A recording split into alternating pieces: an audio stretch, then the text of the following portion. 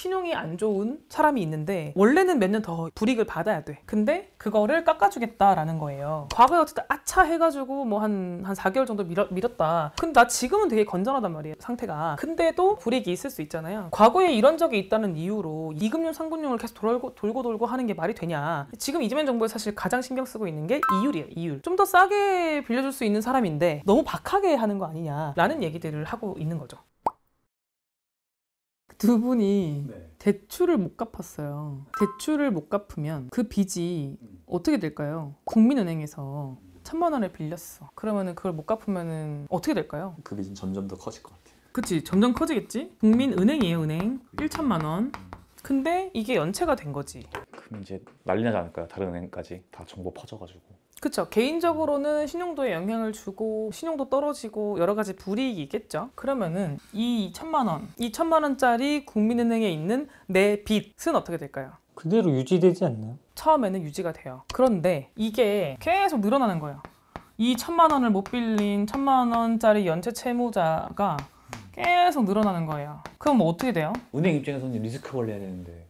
은행의 재무 건전성이 악화되겠죠. 그러면 은행도 위험해질 수 있잖아요. 우리가 이렇게 연체가 되는 경우에는 이 연체된 빚, 채권을 관리하도록 되어 있어요. 팔도록 되어 있어요.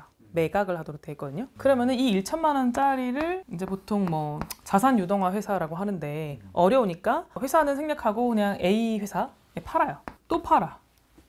B 회사. A 회사가 왜냐면은 이렇게 국민은행에서 올 때는 크게 갖고거든요. 몇 천억, 몇백억 단위로 가져와요. 그거를 또 쪼개가지고 팔아. B 회사. 근데 팔면서 추심은 하겠죠. 갚아라는 계속 하겠죠. 그래서 계속 이제 C, 뭐 D까지 가요.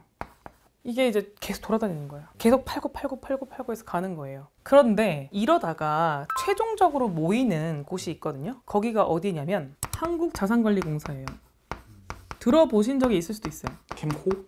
캠코라고 우리가 약칭해서 얘기를 하죠. 그런데 이 1,000만 원짜리 채권이 이까지 왔다는 거는 사실상 거의 못 갚는, 그러니까 채무 상태가 굉장히 좋지 않은 사람의 채권일 가능성이 높잖아요. 그래서 실제 이 1,000만 원에 대한 가치는 1,000만 원이 아닐 가능성이 굉장히 높죠. 왜냐면 이게 넘어갈 때 이거 1,000만 원짜리 못 갚은 채권을 1,000만 원에 주고 사는 사람이 없을 거 아니에요. 그 이게 엄청나게 대폭 깎여요. 그래서 깎여서 거의 이제 가치가 없을 때 이제 여기서 일괄 인수를 하는 거거든요. 이런 이제 시스템을 일단 알고 있는 상태에서 이거는 원래 있는 제도예요. 모든 은행들이 갖고 있는 제도고 모든 은행들이 일정 비율을 유지를 해야 돼요. 왠 줄 알아요? 이게 유지가 안 되면 신규 대출이 안 나가요. 근데 은행은 돈을 빌려주고 돈을 버는 구조잖아요.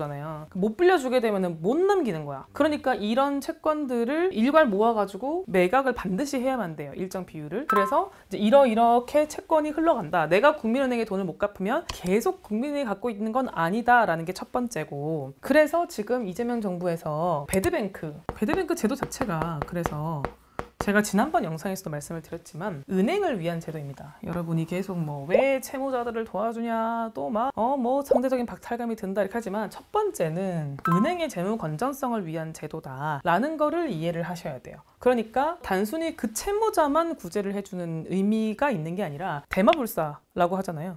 대마불사 모르죠? 바둑 용어인데 국민은행 망하면 어떻게 돼요? 세금이 엄청나게 투입이 되겠죠. 그래서 왜 되게 큰 기업이나 이런 회사들이 안 좋아지게 되면은 정부에서 이제 재원을 투입하기도 하잖아요. 안 좋은 그 회사에 뭐 채권을 사기도 하고 뭐 이런 식으로 해서 다시 살리잖아요. 그런 식으로 이제 각 은행들을 재무를 나라에서도 같이 이제 관리를 한다는 거죠. 사회적으로 더 안 좋기 때문에 여기를 죽이게 되면. 그래서 배드뱅크라는 제도 자체는 원래 있었고요. 캠코 원래 있었잖아요. 근데 이번에 지금 계속 말이 나오는 거는 약 16조 정도라고 하는데요. 이번 새 도약 기금은 뭐냐면 약 그 16조 원 상당의 그 연체 채무를요 없애거나 탕감 줄여주는 그런 절차인데요. 우리가 막 16조 원이라고 하니까 또 뭐 어떻게 세금을 16조를 쏟아붓냐 또 막 난리인 거예요. 전혀 그렇지가 않아요. 이거는 액면가 1,000만 원짜리를 말하는 거예요. 그러니까 16조를 투입하는 게 아니고 실제로 지금 투입되는 재원은 5% 정도라고 얘기를 하거든요.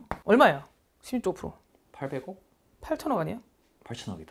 8천억이에요. 이거를 정부 반 그다음에 금융권 이렇게 재원 마련을 해가지고 다 같이 싹 한번 정리하자. 요런 절차예요. 그러니까 이게 더 자극적이잖아. 그 16조 원이라고 하니까. 그래가지고 날린 거예요. 사실 정부돈은 4천억밖에 안 들어간다고. 물론 4천억이 작다는 건 아니에요. 근데 이거 가지고도 이제 반발을 물론 하죠. 이 금융업계에서는. 왜냐면 이게 이제 5%가 들어간다는 게 내 1,000만 원짜리를 50만 원에 산다는 거 아니야. 그러니까 좀 더 써라. 이제 이렇게 하고 있긴 한데 이것 때문에 지금 계속 조율을 하고 있어요. 그래서 대부분의 이제 금융기관은 이제 협의가 됐고 이제 대법이나 몇몇 단체들이 좀 남아 있긴 한데 아무튼 그렇게 자율 조정을 좀 하고 있다라는 이제 설명을 드리고 그 이재명 정부에서 지금 뭐 배드뱅크, 세도약기금 이렇게 해서 여러 가지 명칭들로 이제 불리고 있지만 여기에 해당되는 분들이 지금 113만 명 정도라고 해요. 이 113만 명은 뭐를 의미하냐면 원금 이거 저기 원금이냐 이자냐 질문도 많이 하던데 원금 5천이에요. 원금 5천만 원. 그러니까 원금 이자 합해서 7천만 원인 분은 해당이 되겠죠. 그리고 7년 이상 장기 연체이신 분들을 대상으로 탕감을 해주겠다는 거고 이것도 많이 물어봐. 5년은 안 되냐 6년 안 되냐. 안 돼요.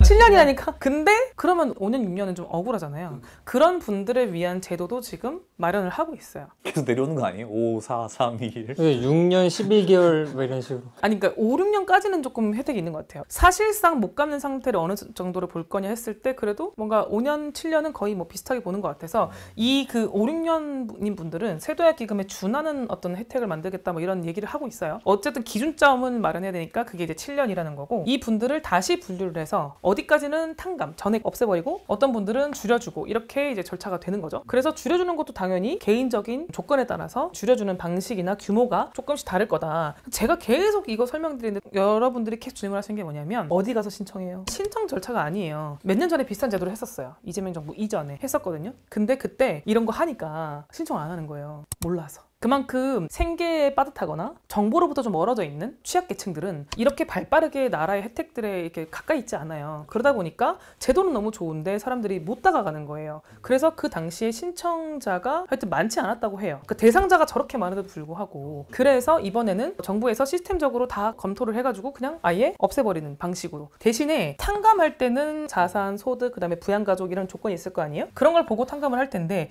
여기서 시스템으로 거르지 못하는 거는 채무자가 자발적으로 제공할 수도 있어요. 60% 나왔다 그러면은 저는 자녀가 좀 더 있기 때문에 80% 나와야 됩니다 라는 것들이나 이런 거는 소명 자료는 제출할 수 있도록 돼 있어요. 이의제기는 할 수 있다. 내가 신청 안 하는데 그럼 대상인지 어떻게 알아요? 통지가 가요. 대상인 거 통지가 가고 그다음에 탕감이 됐을 때 통지가 가고 조회도 할 수 있어요. 조회가 제일 빠르겠다. 왜냐면 답답할 것 같아요. 그래서 어디서 알아보냐고. 나 돼요? 나도 몰라요. 일단 신청 절차가 아니다. 되면 통지가 온다. 근데 통지가 오늘 된다고 내일 오진 않겠죠. 우리 그 성질급한 한국인들은 사이트에서 조회를 하시는 게 제일 좋겠죠. 절차는 되게 어렵지 않죠. 뭐 이렇게 이해하기가 어렵지 않죠. 이제 그 두 번째 이거는 약간 사람들이 약간 관심도가 덜한 것 같아요. 왜냐면 빚을 깎아주는 절차는 아니거든요. 두 번째가 뭐냐면 신용사면이에요. 심지어 이거는 거의 한 300만 명이라고 해요. 그러니까 이게 되게 신기한 게 광복절 특사라고 아시죠? 광복절 특사가 뭐예요? 광복절을 기념해서 네, 범법자들을 사면해주는. 예를 들면 그날 정치인들 많이 풀려나가지고 매스컴 많이 타잖아요. 그렇게도 하고 내가 예를 들면 벌금 기록이 있는데 깎아주기도 하고 그걸 사면이라고 해요. 그런데 신용을 사면해준다는 거잖아요. 신용이 안 좋은 사람이 있는데 원래는 몇 년 더 불이익을 받아야 돼. 근데 그거를 깎아주겠다라는 거예요. 근데 그 대상자가 무려 300만 명이라는 말은 뭐냐면 이 신용상 불이익을 갖고 있는 사람이 300만 명이 넘는다는 말이잖아요. 이거 조건이 뭐냐면 갚아야 깎아주는 거거든요. 신용이 안 좋다는 말은 뭐예요? 왜 낮을까요? 왜? 못 갚고 있으니까. 연체를 했기 때문이에요. 빚이 많아도 잘 갖고 있으면 신용도가 안 좋진 않잖아요. 그러니까 연체 기록이 있는 거야. 단기든 장기든 어쨌든 못 갚은 기록이 있는데 우리가 돈을 못 갚는다, 이 사람의 신용이 좋지 않다라는 기록들은 신용정보원이라는 곳에서 관리를 하거든요. 그러면 거기서 다양한 지표들이 있어요. 뭐 예를 들면 어느 카드사에서 카드값을 2달 동안 연체했다? 기록이 있어요. 그런 식으로 관리가 되는데 하루만 내가 못 갚아도 일단 단기 연체긴 해요. 89일. 그다음에 장기는 90일부터. 그러니까 한 3달 못 갚으면 단기 연체자가 돼요. 이게 지금 제가 주의해라 라고 말하는 건데 왜냐면 이게 5년간 기록이 됩니다. 3개월 못 갚았다고 5년이나요? 언제부터 5년간이냐면은 다 싶은 순간부터 5년. 단기는 괜찮아요. 왜냐면 이 안에 있어도 단기 연체 기록은 이 안에만 해결을 하면은 단기 연체 기록은 금방 사라지긴 하거든요. 어쨌든 이런 분들이 과거에 어쨌든 아차 해가지고 뭐 한 4개월 정도 미뤘다. 근데 나 지금은 되게 건전하단 말이에요. 상태가. 근데도 불이익이 있을 수 있잖아요. 그래서 이런 분들을 빨리 신용을 돌려줘야 1금융권에서 대출을 받을 수 있는 기회를 줄 수가 있는데 과거에 이런 적이 있다는 이유로 2금융, 3금융을 계속 돌고 하는 게 말이 되냐. 지금 이재명 정부에서 사실 가장 신경 쓰고 있는 게 이율이에요. 이율. 좀 더 싸게 빌려줄 수 있는 사람인데 너무 박하게 하는 거 아니냐라는 얘기들을 하고 있는 거죠. 요거는 이제 3가지 특징이 있는데요. 첫 번째는 기간이에요. 기간.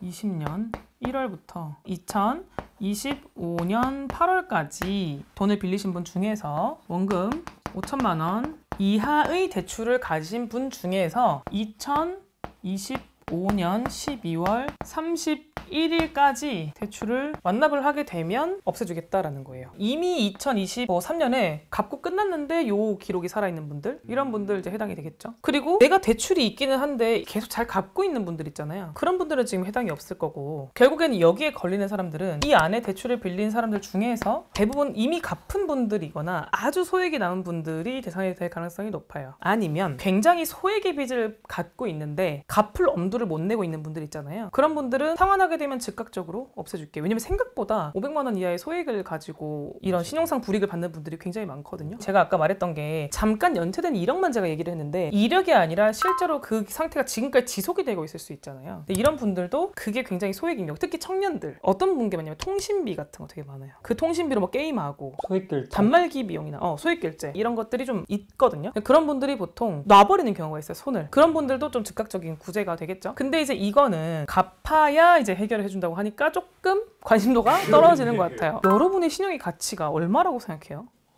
시종의 가치.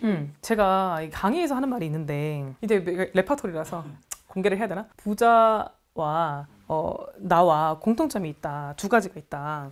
첫 번째는 시간. 맞아요. 시간. 그런 거 저 많이 보다 동기부여. 그러니까 동기부여 영상 보면 맨날 나오잖아요. 부자도 24시간 그리고 가난한 자도 24시간이 있다. 2번째가 제가 말하는 건데 신용이에요. 부자도 신용 점수 그리고 가난한 사람도 자녀가 태어나면 신용 점수가 동일하다. 그러니까 정말 예외적으로 태어나자마자 빚을 물려받는 경우가 아니고서는 대부분은 다들 좋은 신용을 갖고 태어나기 때문에 그 신용을 평생 잘 관리해야 된다. 이런 얘기를 제가 신용교육할 때 얘기를 하거든요. 이 신용의 가치라는 거는 시간처럼 나에게 거저 주어지니까 이 사회 현상을 반영하는 거죠. 생각보다 좀 시들한데? 이왕 이거 좀 깎아주지? 이렇게 좀 생각을 하니까 대중적 관심이 조금 떨어지는 것 같고 또 언론의 비판들이 여기에 몰려있는 거죠. 이거는 뭐 그래도 될 것 같은데? 라고 생각을 하는 거죠. 뭔가 이렇게 도덕적 해이나 박탈감이나 이런 이제 이슈로 이걸 가져가진 않는 것 같아요. 근데 어쨌든 제가 이제 주목하고 싶은 거는 그 대상자가 굉장히 많다. 지금 우리 대한민국 인구가 몇 만이에요? 5천만.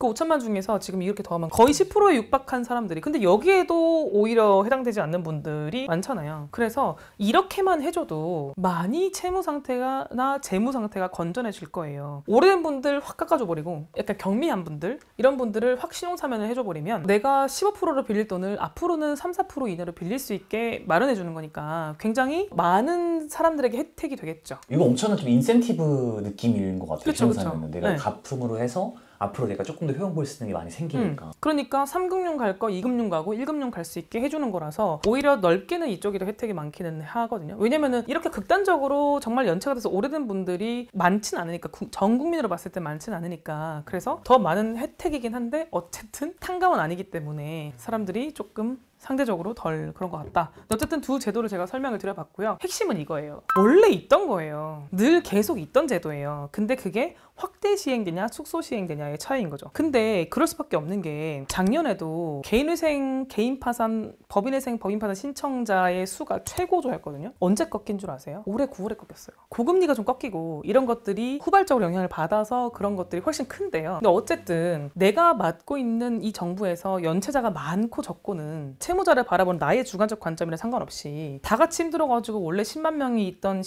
개인회생 신청자가 15만 명이 되면 관리해야 될 거 아니에요. 그런 차원에서 세도약 기금을 해야 될 정도로 대상자가 많다. 이런 제도들이 반드시 나쁘게만 볼 게 아닌 게, 이런 제도들이 시행이 되면 많은 분들이 경제에 참여를 하고 원활하게 이제 돈을 빌리고, 경제라는 건 돌아야 되거든요. 물론 막 무분별하게 막 다 이렇게 탕감해주고 이런 것들이 바람직하진 않겠죠. 근데 지금 진짜 오랫동안 못 갚은 거 7년이 생각보다 코로나 이전부터 못 갚은 거기 때문에 굉장히 이제 오랫동안 좀 얼마나 힘든 그런 시간들을 살았겠어요. SNS를 보면 되게 잘 사는 사람들 많아 보이잖아요. 막 비싼 밥 먹고 다니고 그런 사람들을 보는 거는 사회적으로 시선이 굉장히 왜곡되어 있고 또 굉장히 사회가 양극화되어 있기 때문에 특히 이 양극화의 어떤 약자의 편에 있는 분들에 대해서도 다 같이 좀 따뜻한 시선을 보내주면 어떨까 하는 생각을 가져봅니다.